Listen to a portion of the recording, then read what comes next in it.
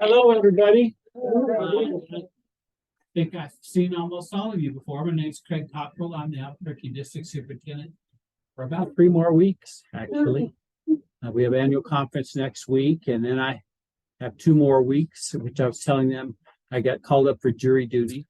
So I'll have 2 weeks of doing DS while I'm on jury duty, and then my first week of retirement, we'll be doing jury duty too. Hopefully they'll say, we don't want you. Actually, I don't know. I've never done jury duty. Who's done jury duty? Was it interesting? Okay. I've never had to say hang them. Yeah, there's all sorts of ways to get it. Anyway, we're here to have the second listening session for Aztec as you guys consider disaffiliation from the United Methodist Church. And we're going to start with prayer. So let's bow our heads. Lord, as we begin here tonight, we thank you for this gorgeous day. We thank you for the rain clouds and the rain as it has fallen. We ask you to continue to bless us with that kind of moisture in a way that fills the rivers and fills the reservoirs and fills the ground, because that is our life's blood, and you know that. But more so, for us gathered here in this church, we ask you to fill us with your Spirit, because that is our life's blood and our faith. So bless us as we gather here tonight, that we may be so filled and so present in the name of that mighty name of the Son of God, Jesus Christ, we pray. Amen. Okay, so how many of you were at the first listening session? So how many of you weren't? Oh, kind of split. Okay, that's good. That helps me. The listening sessions are not about me trying to convince you one way or the other, but I am aware that there's lots of information that's floated out there for the last couple of years, especially on the internet. And of course, everything on the internet is absolutely true. So you don't have to worry about that. Actually, there's a lot of things been said about the United Methodist Church that have been garnered from a story here and a story there, trying to make the United Methodist Church look really bad. It's not hard to do, because we're a huge denomination.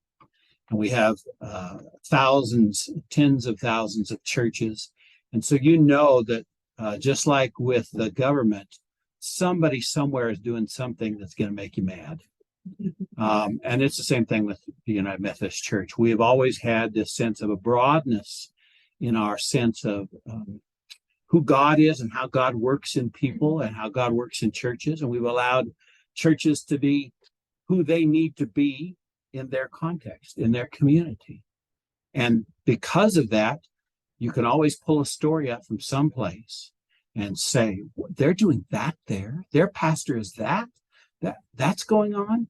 When we were, beginning the pandemic, a number of bishops and church leadership in various annual conferences made rules about how the churches were to behave during the pandemic, whether you could be open or closed, whether you had to wear masks or this or that. And Bishop Bledsoe, who was our bishop, was smarter than a lot of people thought, because he was just absolutely silent on that. And the reason was, you can't make a rule for Fort Davis, Texas, that the people in Taos are going to agree with. There are different, not just different communities, not just different churches, but different cultures, different understandings, and different ways of people working with one another. And so if you try to make a rule that's for everybody, then you've got a lot of angry people. And there were churches that stayed open during the whole pandemic, and there were churches that closed and stayed closed for a long time. And that's just, I bring that up because that's just the diversity in the United Methodist Church, diversity of thought, diversity of ministry. I would say that nothing has changed. Nothing is likely to change in the next few years that's going to affect the way you do ministry. I'll say that up front.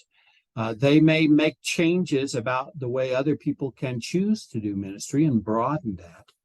But they're not, the United Methodist Church is not going to say, you can't do ministry. You can't be the church that you've always been. Not in the next few years. I can't promise what will happen in the years to come.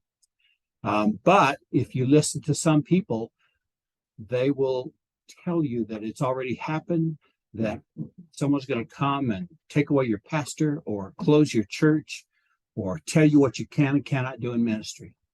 And that has not been the case, and that will not be the case.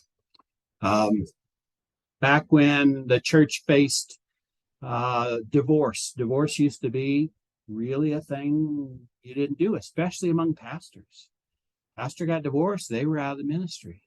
And then over time, in general, I think because a lot of other people dealt with divorce in their lives, a lot of people in the pews, we softened on that. And so we have divorced pastors who get remarried.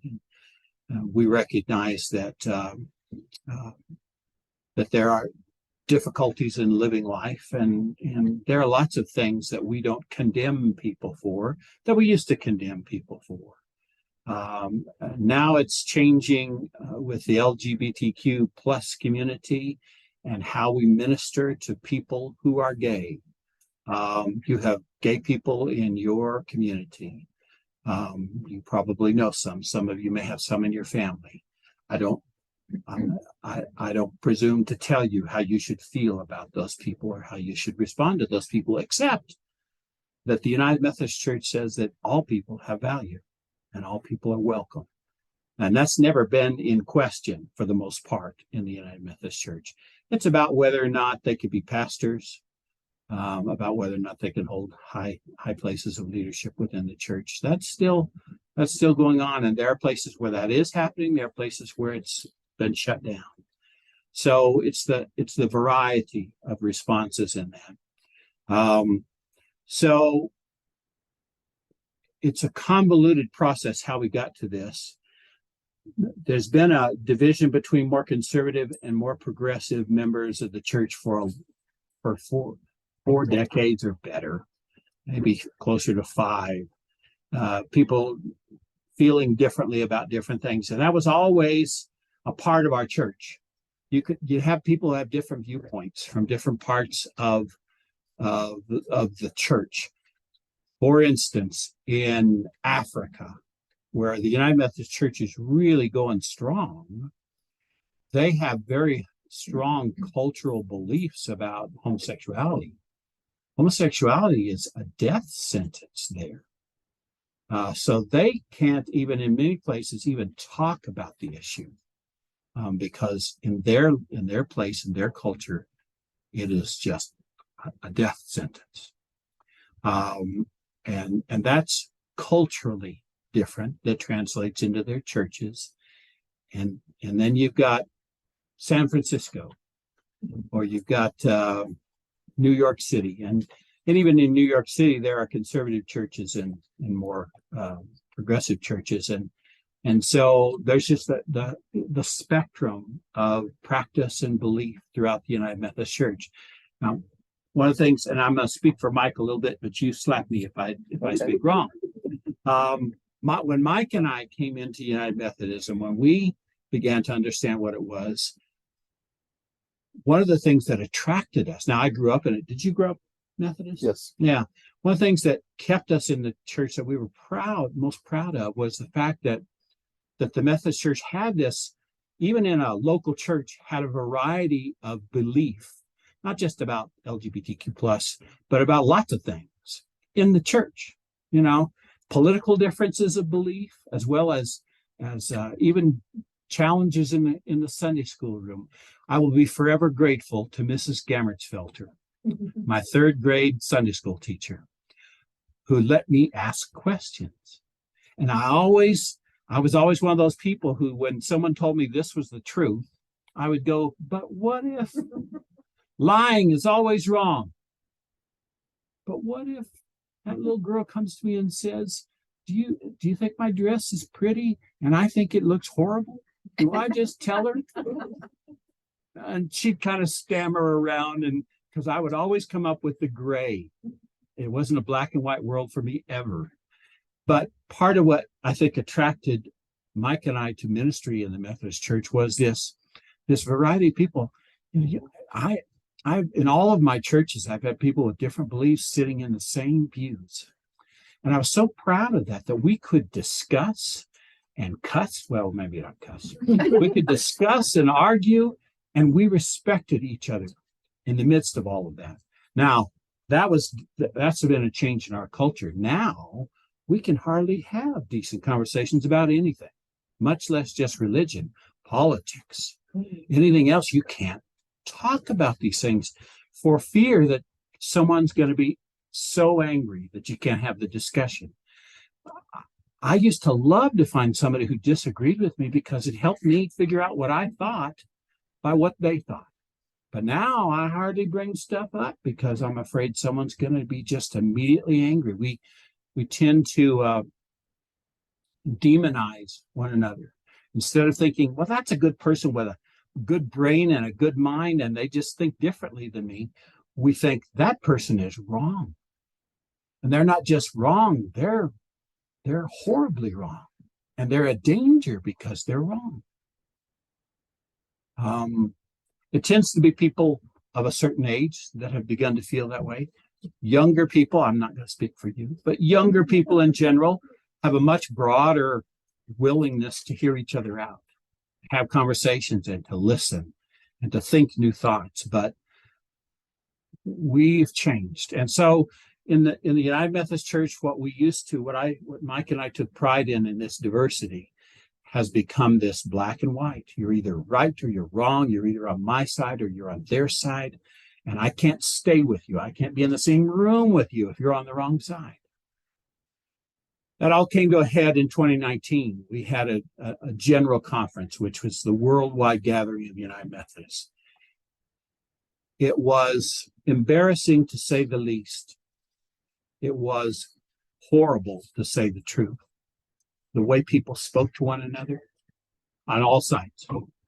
I wasn't there. I watched it on Zoom. And it was horrible, the way people spoke to one another. We would have never considered ourselves Christian to speak to one another that way. But out of that came this tremendous anger. And the conservative part of the church, up to that point, we had rules saying LGBTQ people could not be leaders in the church, could not be pastors. But there were some places where, even though we had those rules, they ignored the rules. And because in their place, they felt like their ministry and their culture allowed for that. Other places not. So the conservative part of the church said, we're not getting anywhere. What rules are rules? Why do we have rules if they're broken? And so what they did was make the rules even stronger and make penalties for the rules. It came down even harder because they had the majority at the 2019 conference. Now, not in North America, they didn't. Not among Americans, they didn't. Among America, there's this majority in the middle that are called, what's the term? That they're comfortable with both sides. They're willing to. There's moderate's part of it, but there's a word that they started using. But anyway, moderate's good. Moderate's good. We're mostly moderate. There's a far left and there's a far right. But when you add that mix, when you add Africa and Asia into that mix, very conservative parts of the world, that meant that they had the votes to bring down the hammer on more moderate thinking and certainly liberal thinking, progressive thinking.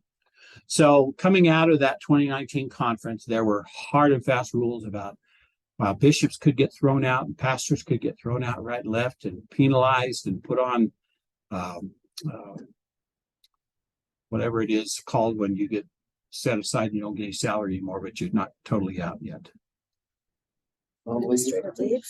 It's a bigger word than leave. Anyway, Time out. I started to say a principal class, but my brain anyway. So out of that, there was a sense in which the church had moved to the right, and people were very happy about that. Who felt very happy about that. People on the other side didn't feel very happy about that. In most of North America, it was an uneasy feeling because most of North America are the moderates in the middle, and they wanted to keep everybody together. I know I was part of that. I won't ask Mike how he felt about that, but in the New Mexico conference, we have worked hard, and the bishop has worked hard to try to say to everyone, we need conservatives and progressives. We need that spectrum of the Methodist Church, or we become less than. If we're just a progressive denomination, we're less than we were. If we're just a conservative denomination, we're less than we were. Our strength came from all of us being together. But out of 2019 came those rules, and then our Supreme Court, the Judicial Council, ruled, and a number of those rules were out of order, and chaos ensued. This is the Reader's Digest version of all of that. It was much more complex than that. But near the end of the 2019 conference, the conservative wing put something in the discipline that said, if you're a church that because of conscience can no longer can still be a part of the United Methodist Church, we're going to allow you under this paragraph to under certain provisions leave the denomination. Now, it was intended for the progressive churches. It was put in there for the progressive churches that if they would pay a certain amount of the pension and a certain part of the shared ministries, then they could go with their property, which had never been done before because we always had the trust clause, which is part of what kept us together, is we don't own our own property in our local churches. It's owned by the conference. That's what kept churches from going rogue. And there's some pastors that have tried to move some churches go rogue, and because of that trust clause, we've kept it together. But at that point, there was such a feeling of division in the church. The conservatives said, we really need to allow the progressive wing just to go out and form their own denomination. Well, when the Judicial Council said it all was wrong, then there was a group of people in Central Texas, near Houston area, that began saying, well, then we'll form our own denomination on the conservative side. And they formed what became the Global Methodist Church. And the Global Methodist Church is founded much like the United Methodist Church in the ways that it works, but there are some freedoms in there that are not United Methodist. There's some protections that have gone away. It's different in some important ways and some subtle ways, but it allowed people who felt like because of conscience they couldn't stay United Methodist anymore to leave and go that way. It was also possible for United Methodist churches to leave and join another denomination or to become independent. So all of those were options in this rule. So as that began to grow, so did the animosity. So did the anger, and proselytizing doesn't even seem like a good word. It wasn't just trying to convince people to come your way. There was just a lot of pressure put on both sides. A lot of misinformation got put out, and it became very difficult. If you'd asked Bishop Snazy 2 years ago about the other conference we share him with, Rio, Texas, he would have told you, well, it looks like we're going to have about 30 churches that are going to leave the conference out of 450, something like that. But that conference is next to the Texas conference, which includes Houston, and so the Global Methodists began recruiting pastors and emailing and sending out letters to members of the churches who were United Methodists that were nearby, telling them what a mistake it was to stay in the United Methodist Church, giving them lots of reasons.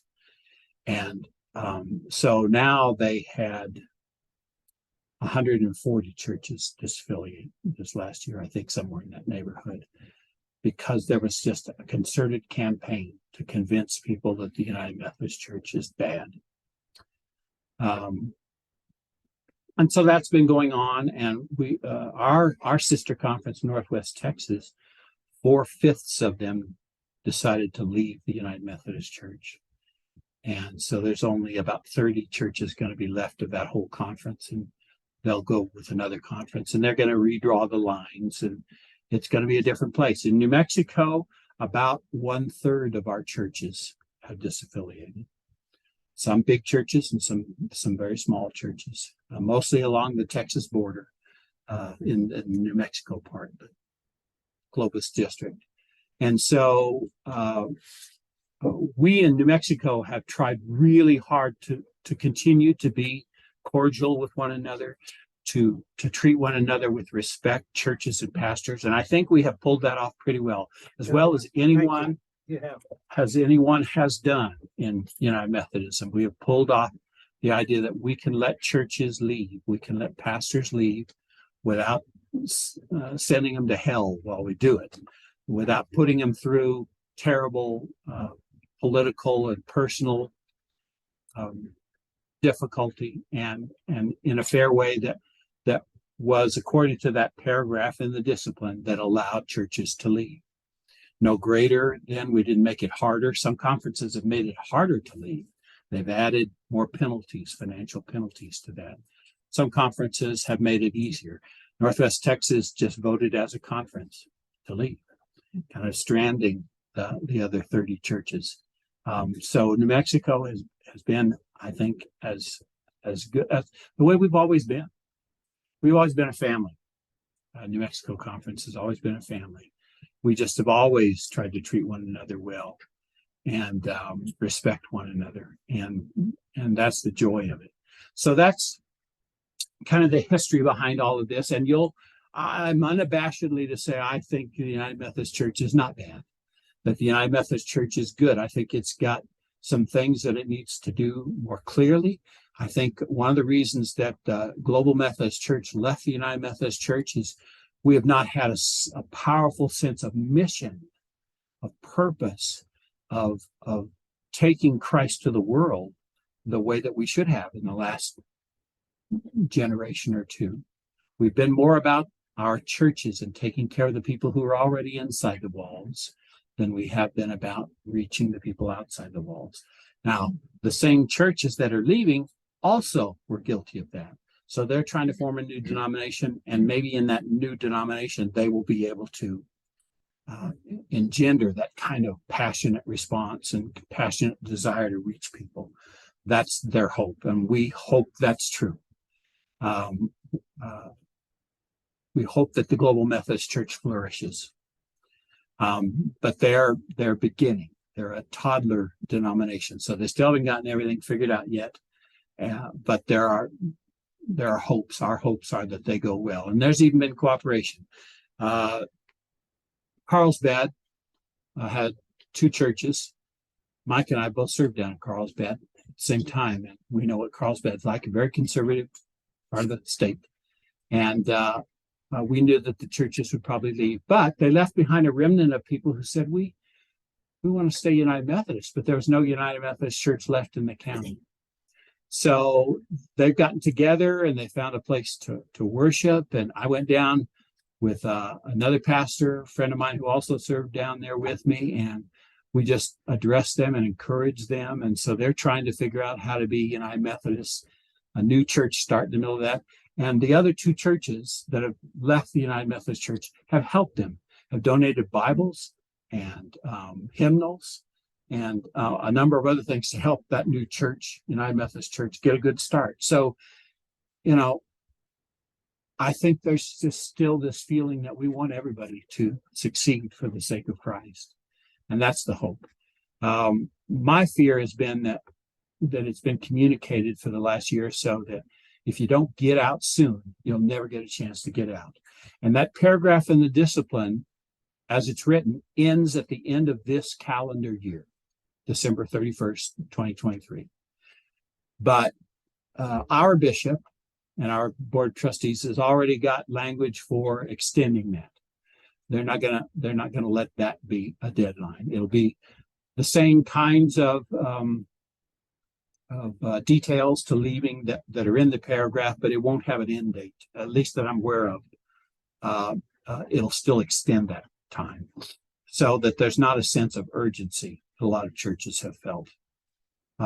So you're in a position here that, some churches got out with a special called annual conference a couple weeks ago, and a few more, 2 or 3, 4 churches are going to leave at annual conference next week. But there are a number of churches in process. And if they choose to leave, and some of them will, I believe it's the bishop's intention to have a fall annual conference so that more churches can leave. So that option is still out there. He's not set a date for it. He didn't set a date for this special one until about a month beforehand, because he didn't want churches to feel like they were being pushed out. Oh, here's your chance, go now. The idea is that think it through, pray it through. And so Aztec and Korean United Methodist in Albuquerque and possibly a couple of others in the Albuquerque district are thinking about entering the process. And we'll see where that takes all of you. You don't have to make a decision, certainly not tonight. Tonight's a listening session. The next steps are, after this, your church council, church board, what do they call it? Leadership team. Leadership team. Option number 3. Leadership team can meet anytime and say whether they want to continue the process or whether they want to stop. If they decide to continue the process, then probably the next DS, Randall Parton, has 120 days to set a church conference. That's where every member gets to vote. And you will vote on staying or going. And you have to have 67% of people to vote leaving. That's 2/3. That's because this is such a big, and this is in the discipline, this is such a big decision that you don't want it to be a 50-50 thing. You don't want it to be just a simple majority. You want it to be a super majority. You want to make sure that people want to do that. What I've said all along is you need to make sure 90% of the people, before you ever get to a vote, really want to do this or get out. Because we're seeing the damage that this whole process is doing to churches. I think I gave the example of Hobbs last time. Hobbs is a church down southeast corner. Very conservative, and they had their vote, and they got 66-point-something%, one vote. They decided to stay United Methodist by one vote, which means the majority wanted to leave, but they didn't have the super majority. The consequences of that were that people were gravely upset. They wanted to immediately have another vote, which our process doesn't allow for another vote anytime soon. A couple of weeks ago, we found out that after trying to battle the whole church together, the clergy couple that was appointed there has left the church. And they've gone Global Methodist, which was not their intention. If they had been able to hold the church together, they were going to stay as pastors in that United Methodist Church. But the church is splitting and falling apart, and the numbers are dropping daily. St. Stephen's in Albuquerque had a 44%, 44%. And it's done a lot of damage to that church too. Their pastor left during the Global Methodist. He's going to start a Global Methodist Church in Albuquerque. You know that there are people that are going to leave. Thank you, ladies, for being here. Congratulations. Show the ring off one more time.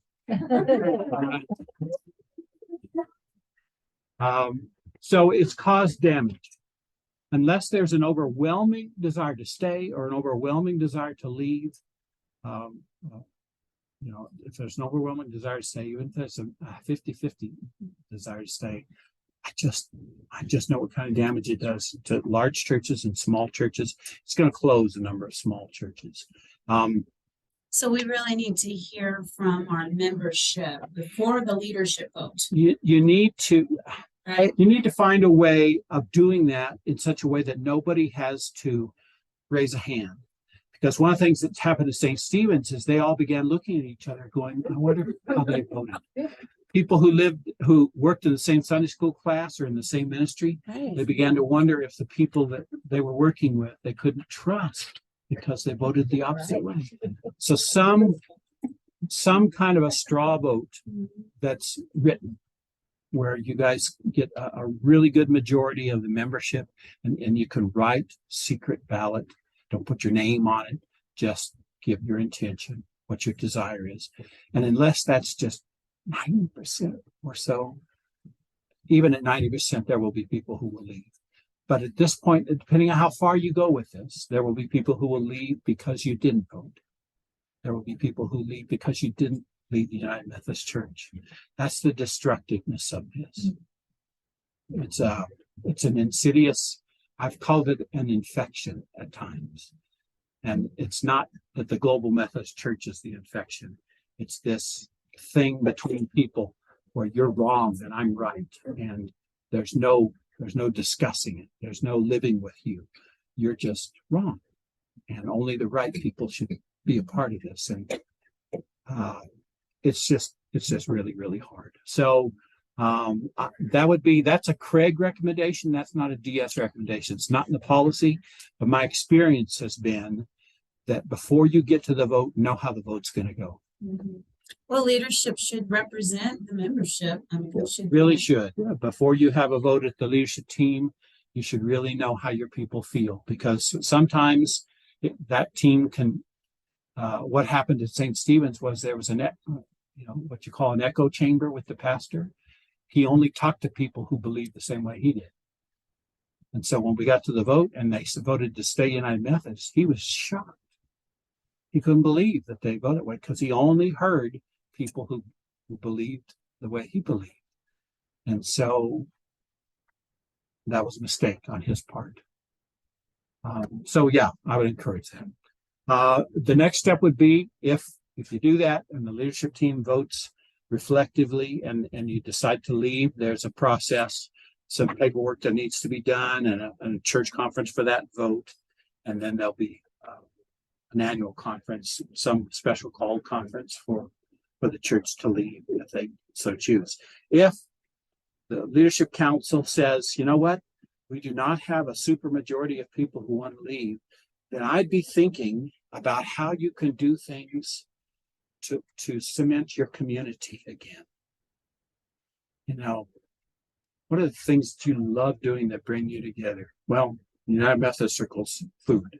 That's always a good thing. But bring in somebody who does some prayer retreat for the leadership team or for the conference. Bring in a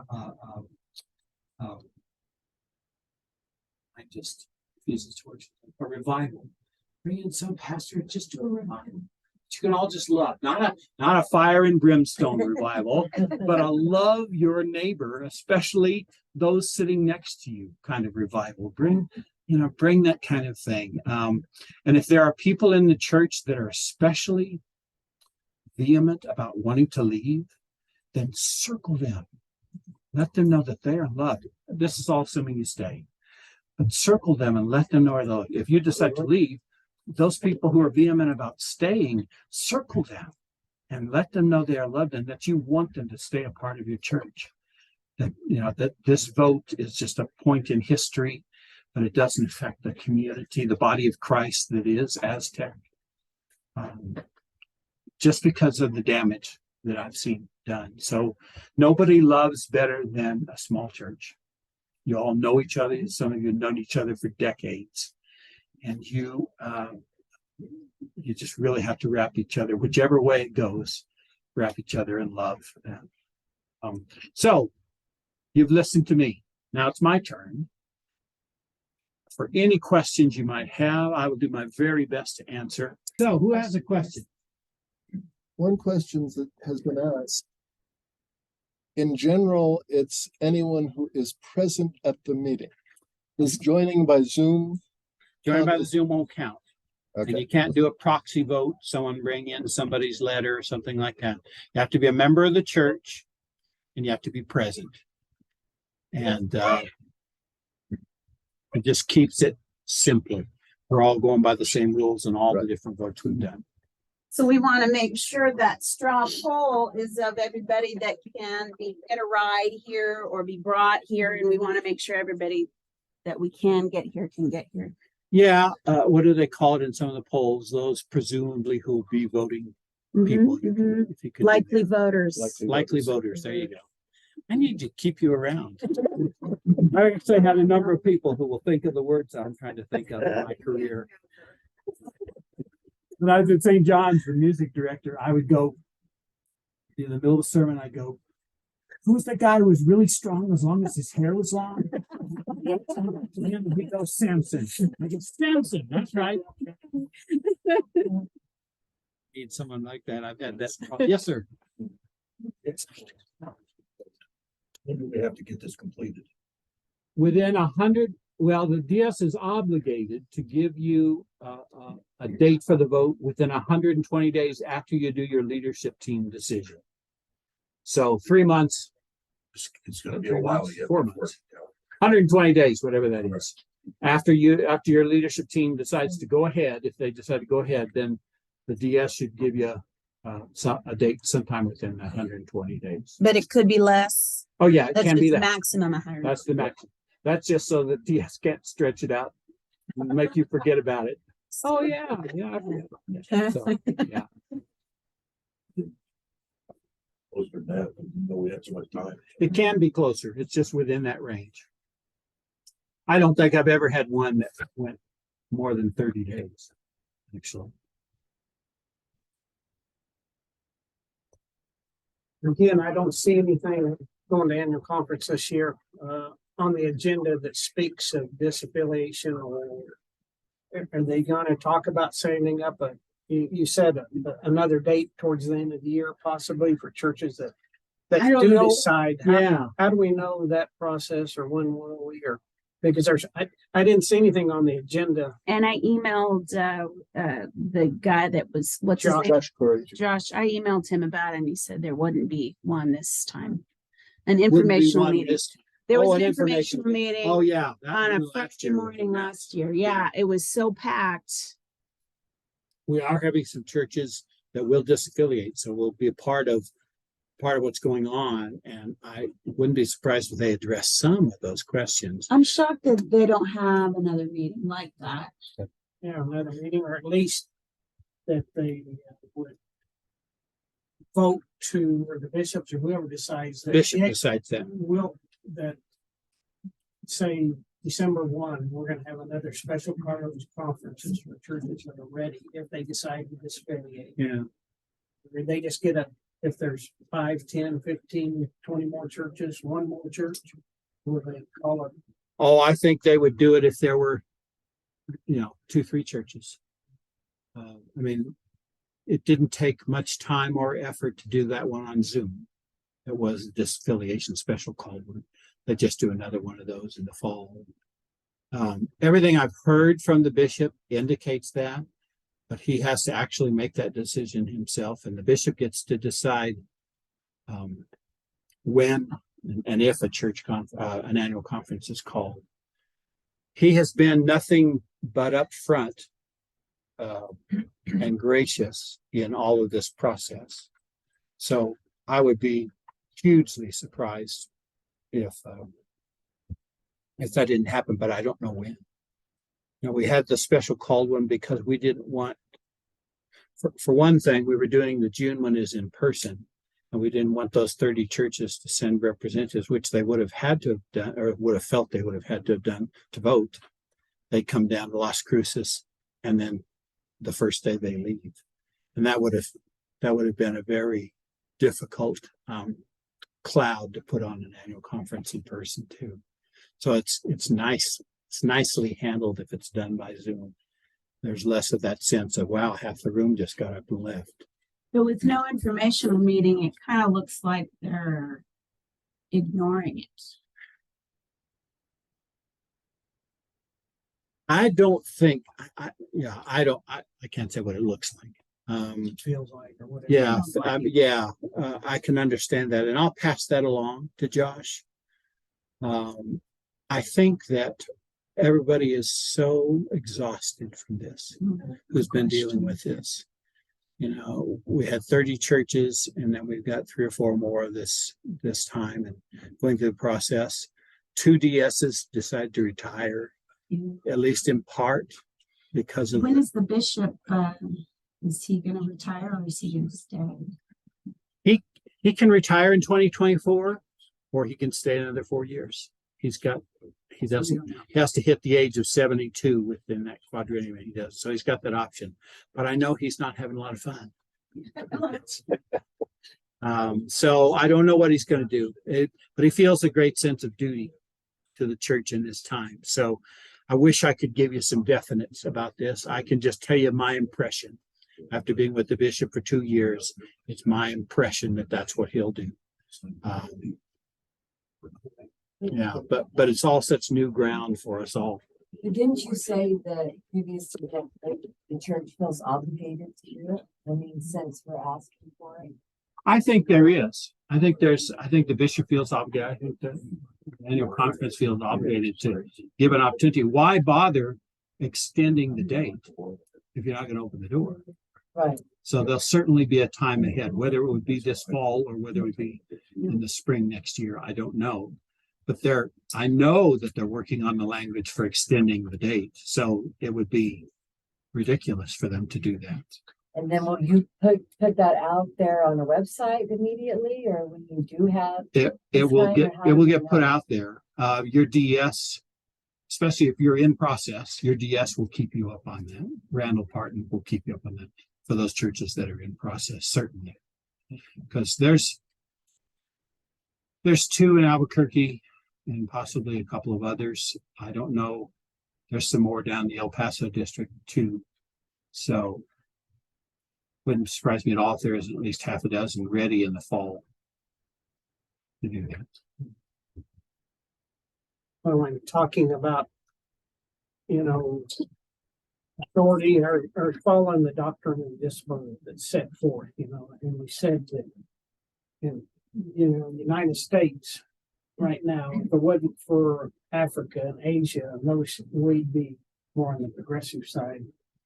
Well, then that moderate part, side. yeah, it's like moderate. 80%, Yeah. 70% in the moderate side that are saying they would just soon stay together and let Colorado do what it wants to do.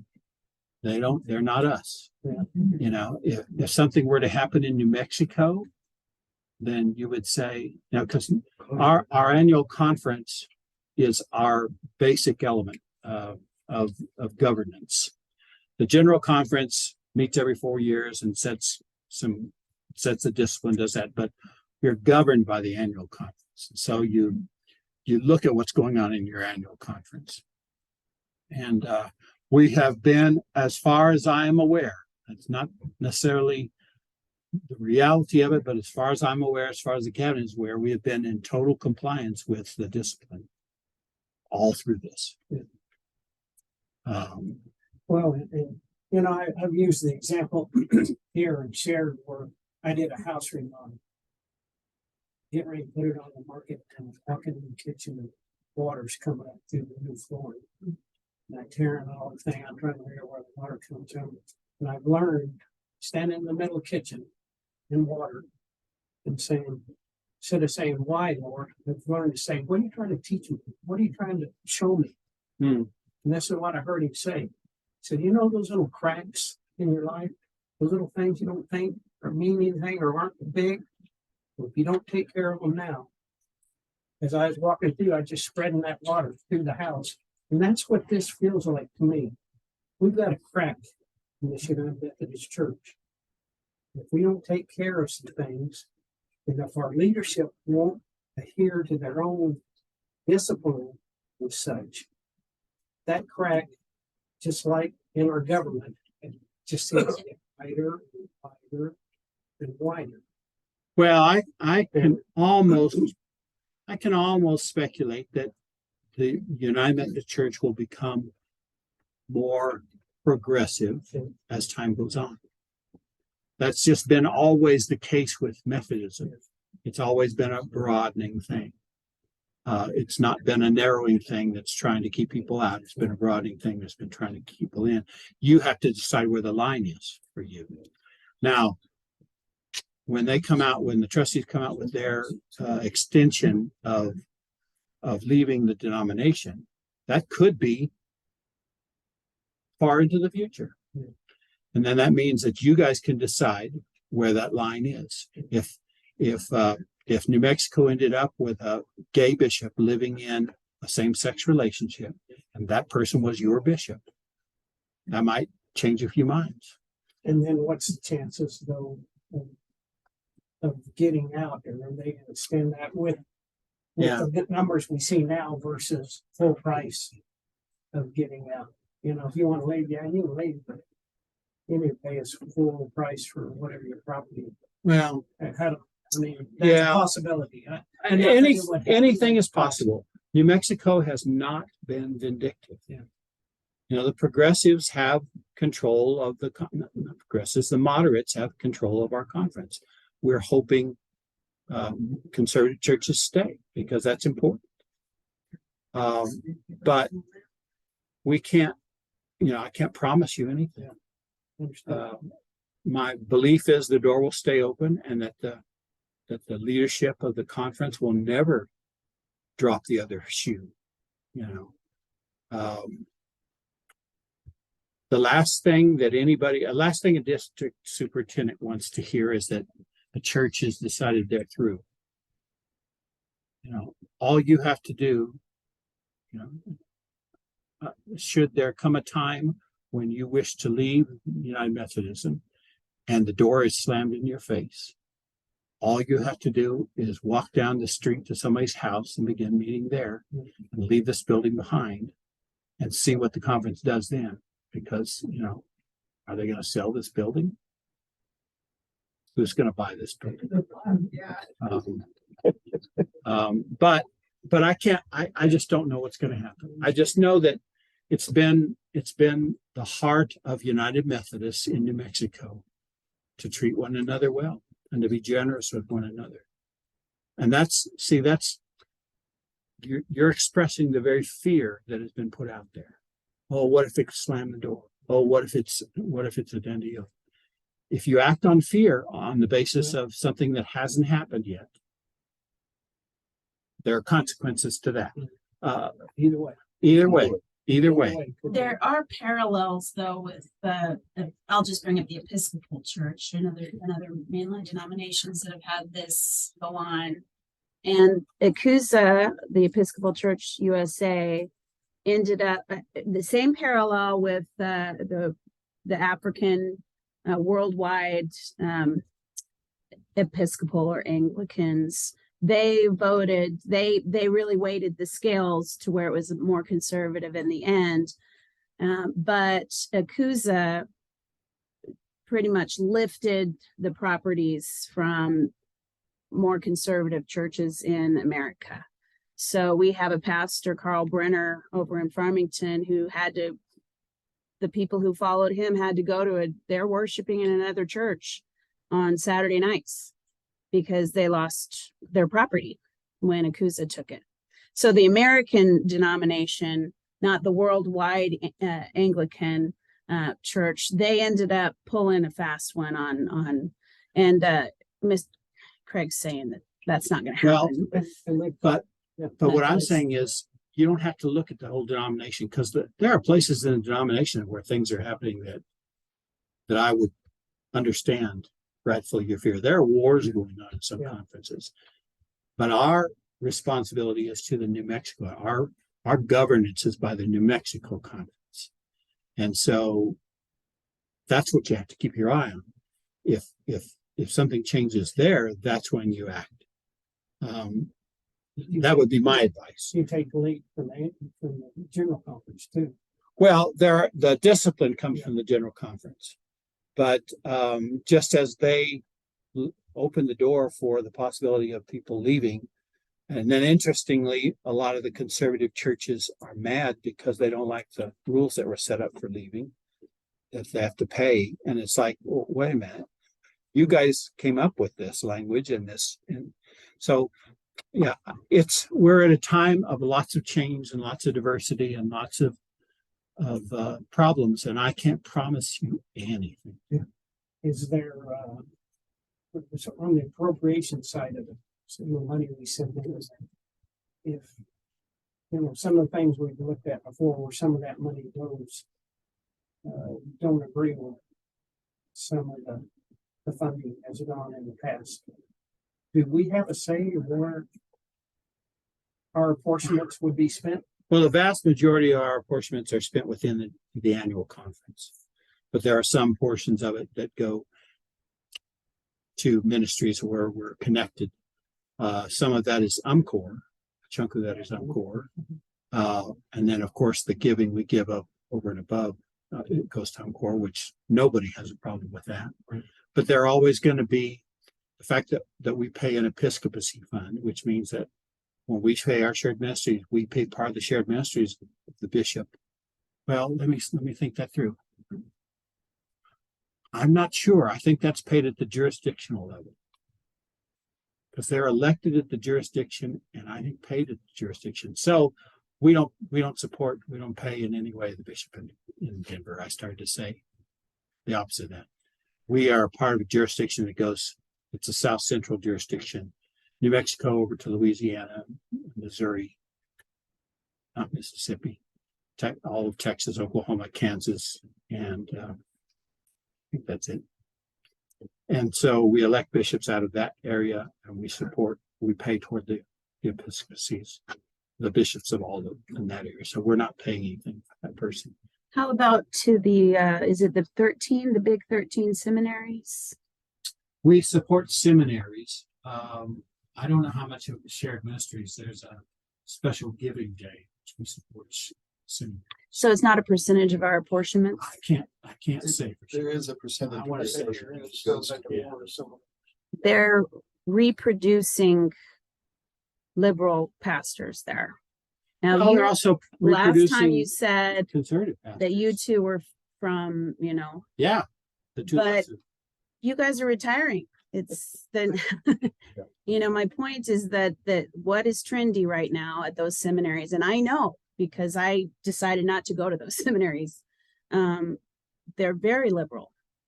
So we're giving apportionments to reproduce the kind of pastor that we don't want. I might be misrepresenting because some of you might want that, but those you're also paying to those that reproduce conservative pastors. like what seminaries? Asbury's Asbury's in the big 13.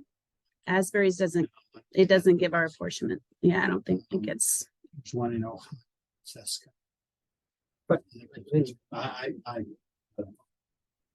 I'm pretty sure most of the big 13 are all what conservatives in this county would consider to be liberal.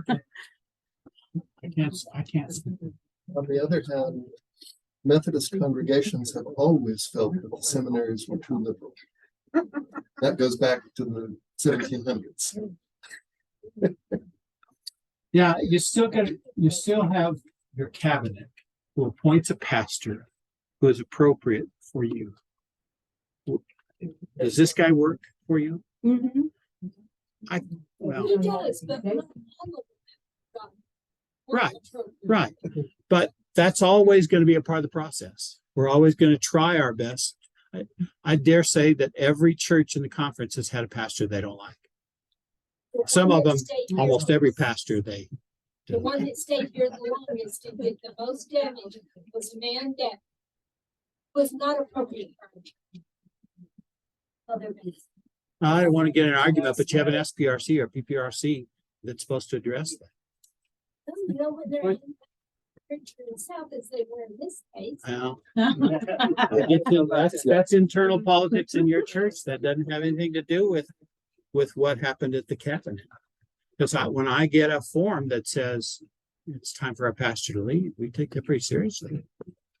But that's internal to your church. you vote those people on.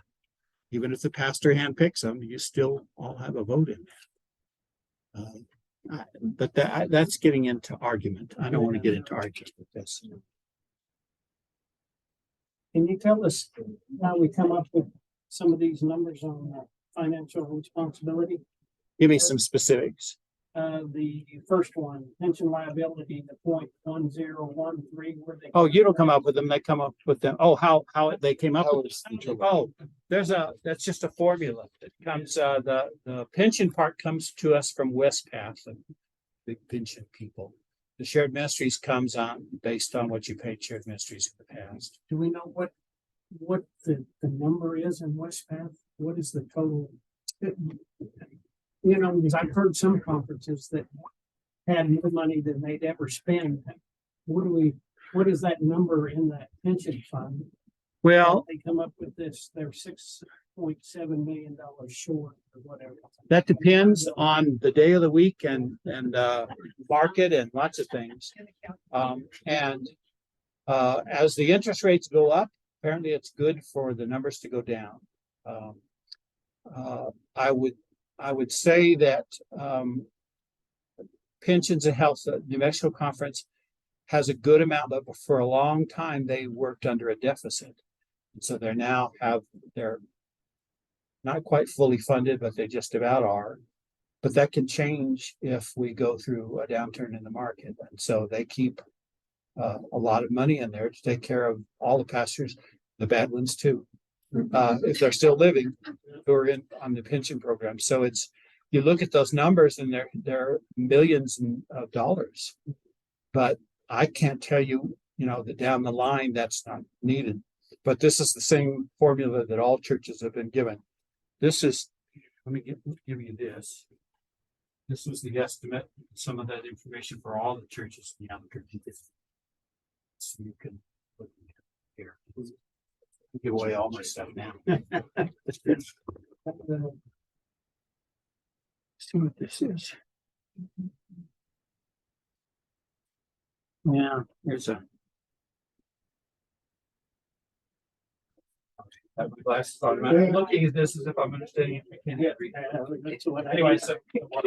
Is Josh the one to talk to? We have questions on this? For Westpath questions, Anna Marshall. She's the benefits person. For shared ministries questions, Griselda Sandoval.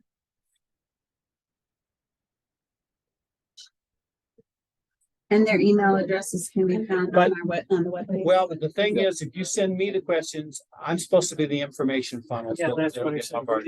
Send it to me and I'll get it right to them. Okay. And get an answer.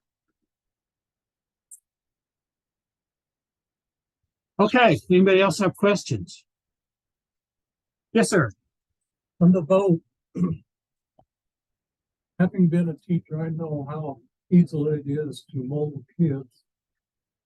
I'm worried about, and they're still members of the church once they've been baptized and attend here. Not baptized. They have to actually become members of the church. Usually have to be about 12 years old, something like that.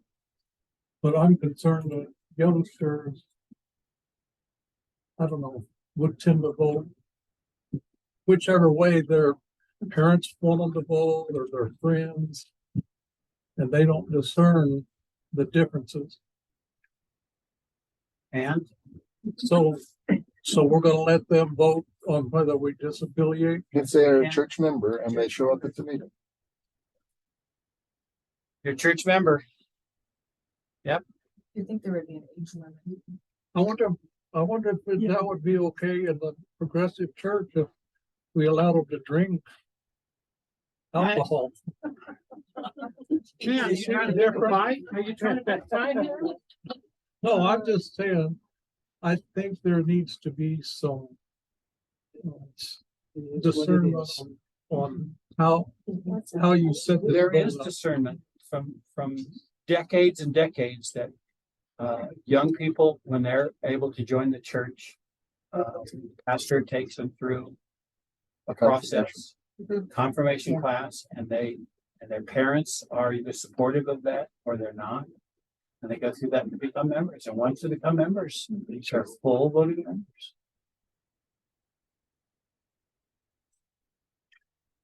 Doesn't mean they get to drive or drink or much else. It means they get to sit on the trustees. You know, that's real attractive to a 12-year-old. We tried that. The churches are voting on annual conference for disbanding. What is the reason? They just can't keep the doors open? Yeah. There's Get to a what's point. 5 or 6. Moriarty started the process for disaffiliation. I think they're going to end up closing before they get to disaffiliation because people are going to leave the church over disaffiliation. And it's a small church, much smaller than yours. And they just can't sustain. That's it. We don't close churches.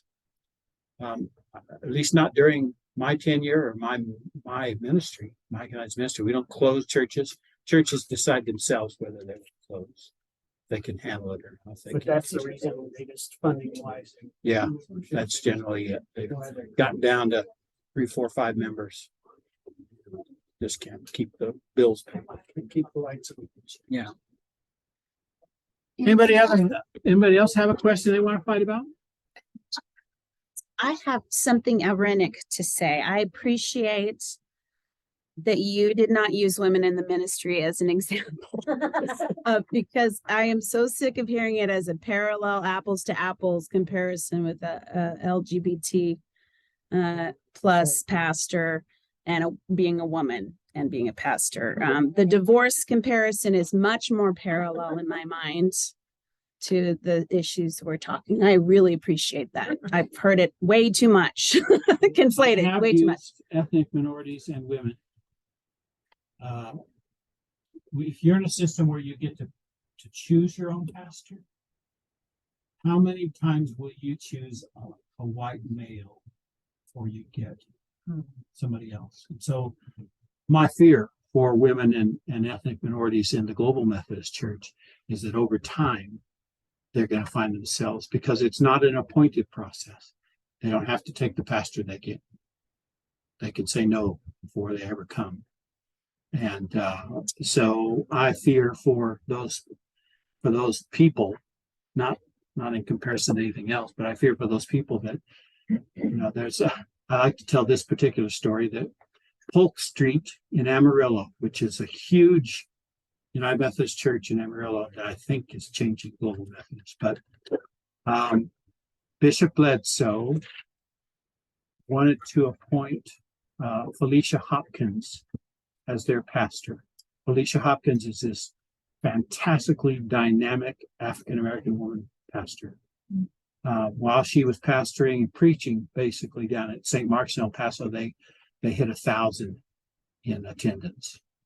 And it was largely, unfortunately, based on her preaching and her personality. And so she was at a church in Amarillo, and Bishop wanted to make her pastor of this church. And she was at a church in Abilene. The bishop wanted to make her pastor of this church, Polk Street in Amarillo. And the church said, well, we're not quite sure that she's going to fit. They never said anything about her being a woman. Never said anything about her being African-American. They just, we're just not sure. So the bishop said, okay. And because Polk Street has been used to in the past choosing their own pastors.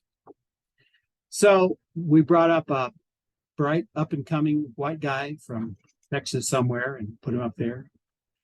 And the next thing that church knew, Felicia Hopkins was their district superintendent. And I just think that's the power of the appointed process, at least in part, is that Felicia was extremely gifted, is extremely gifted.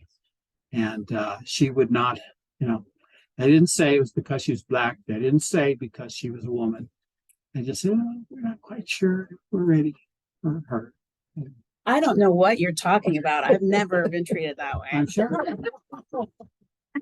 So this is just a difference between the appointed system and the call system, is that the call system's going to weed out people who don't fit as well. You'll look at these two ugly old white guys, and we've had 40 years of ministry. and never been asked I was asked once to leave the church. once to leave a church, only once. And that between the two of us, we've only been asked once. So. Brother. But, you know, I've watched women come and go, and I know that there's some ethnic minority people who have not been so well received. And, you know, there's just an advantage to being a white guy in a system where most of us are white. You know, we're just more comfortable. My wife used to say, I don't know if I could take a female pastor. I just wouldn't feel comfortable. Well, we had one for a while. Did you? Was she good? Yeah. Kim Kinsey. Oh, Kim Kinsey. You should like Kim Kinsey. People weren't real thrilled because she was a woman. It's new. Yeah. And this was a few years ago. Yeah. And a lot of times in the mainline denominations, if it's a woman, they might be more liberal. You assume you put politics on them without listening to them Kim, first. no. It's, Kim is one of our more Yeah. conservative pastors. and she's wonderful. Yeah. I had nothing to do with her coming here. But again, that's the cabinet going, what's the best pastor for Aztec? What's the best, you know? Yeah, it doesn't always work. I think sometimes guys have a problem with that. We're so indebted to the woman pastor. Well, I'm not gonna get into that one. Hey, thank you all. Even though I have disagreements, I have always loved this church. This church has always felt like home with me when I come here. I will miss coming into this ugly basement. Fair point. Gorgeous sanctuary. It is a gorgeous. It's like, wow. You got that beautiful sanctuary, then you say, come in for some food.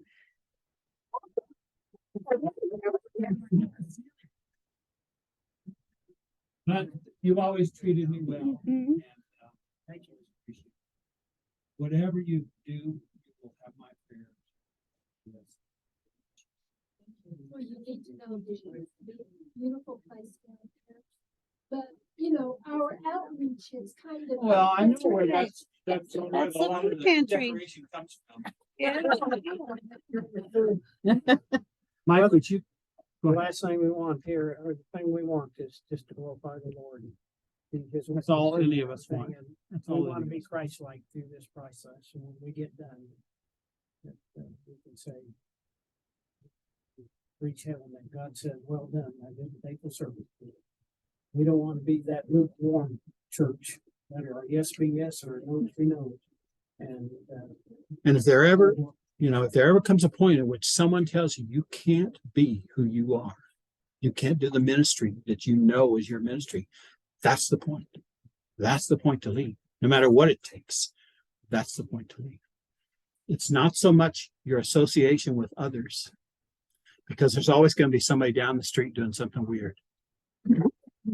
Always going to be. You guys have New Covenant Church, not very far from here. They're very much on the other end of things. But what that does is it means, okay, there's people for Aztec and there's people for New Covenant, and there are different kinds of people, different kinds of ministries, and that's okay. It doesn't mean that you're bad. Right. They started as a different kind of Methodist. Oh, yeah, church. yeah. So I just say, if they ever come to you, you know, even if all the world around you has changed, but they let you be who you are in Jesus Christ, then you are the church. And if they ever come to you and say, oh no, you can't do that kind of ministry in the United Methodist Church, well, then you're done. And I'll come stand with you if that comes. You gonna Anyway. give us your number in Hawaii? Just Mike, kidding. Mike will know my number, but you probably won't have Mike. Right. Who knows? Hawaii will be sometimes. I got some living there, so it will be sometimes. I got his number, I got a whole horse trade. You want some more? Mike, would you close us Sure. with prayer? One announcement. I found these in front of the sanctuary door this evening. Anybody you know of who's missing some glasses? We've got a pair here. Let me see if they work.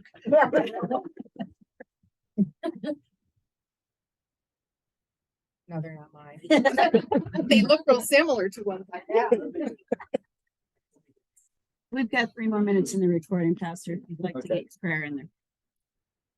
Gracious Lord, we know this is a difficult decision, but we know that you have promised you will guide us and give us wisdom. And we ask that your love and your grace would continue to be with us throughout this process, that we may maintain our love for one another, that we may give one another the encouragement and support we need, and that we may be faithful to you. We ask that you would continue to be with Craig in his retirement, that you would give him every gift that he needs, and surround and bless him with your love. And help each one of us to experience your presence and your grace in new and wonderful ways as we go into the future.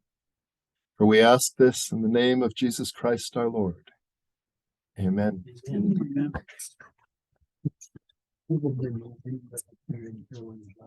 Okay.